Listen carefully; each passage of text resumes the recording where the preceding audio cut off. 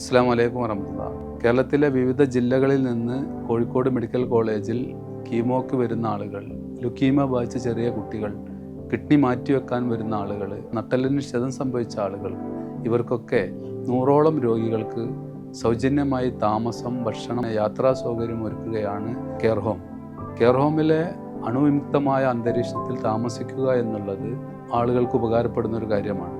വളരെ പ്രധാനപ്പെട്ട ഒരു കാര്യം എന്നുള്ളത് അവിടെ നടക്കുന്ന ലുക്കീമിയ ബാധിച്ച കുട്ടികളുടെ ഫ്ലോറാണ്. ജനിച്ച മുതൽ 10 വയസ്സ് വരെയുള്ള കുട്ടികൾക്കാണ് അവിടെ പ്രവേശനമുള്ളത്. നമുക്കറിയാം, വീടുകളിൽ കളിയും ചിരിയുമായി ഒക്കെ ഉല്ലസിച്ച് നടക്കേണ്ട കുട്ടികൾ മാരക രോഗമായിട്ടുള്ള ലുക്കീമിയ ബാധിച്ച് മാസത്തിലും അതുപോലെ തന്നെ 6 മാസമോ അല്ലെങ്കിൽ 1 വർഷമൊക്കെ കോഴിക്കോട് മെഡിക്കൽ കോളേജ് ക്യാമ്പസിനടുത്ത് തന്നെ താമസിക്കേണ്ടി വരും.